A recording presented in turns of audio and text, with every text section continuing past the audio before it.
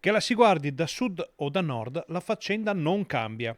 La Valsugana è un bel problema per tutti. Una strada ormai obsoleta che non è più in grado di rispondere alle esigenze di un traffico dai volumi sempre più ampi. Il tragico investimento di Rosà ha evidenziato ancora una volta i rischi della statale che attraversa i paesi nell'Alta Padovana e nel Bassanese, per poi sfociare in una serie di colli di bottiglia in Val Brenta. E al di là delle questioni di traffico, ovviamente sotto gli occhi di tutti la pericolosità della tratta, soprattutto nella strettoia del Merlo, ma in tutto l'abitato di Carpanello. Abbiamo visto quest'estate con gli incidenti che sono accaduti.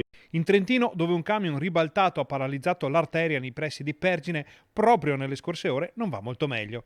La situazione è parecchio complessa, ma i tavoli di lavoro sono operativi e i comuni spingono perché si arrivi a una soluzione. Noi stiamo facendo pressione presso le autorità competenti perché quanto prima, e quindi in particolare ANAS, ci vengano fornite le nuove idee progettuali. Ovviamente insistiamo perché si tratti di una nuova arteria in sinistra Brenta, prevalentemente in galleria e gratuita. Le idee ci sono, ora è importante trovare anche i soldi per realizzarle. È assolutamente importante dopo la progettazione trovare i fondi per realizzarla e questo è un altro tema. Abbiamo cercato di portare all'attenzione della politica nazionale il reperimento di questi fondi e non molleremo su questo punto perché, come abbiamo detto più volte, non si tratta di un problema locale, si tratta di un problema di viabilità interregionale, quindi nazionale.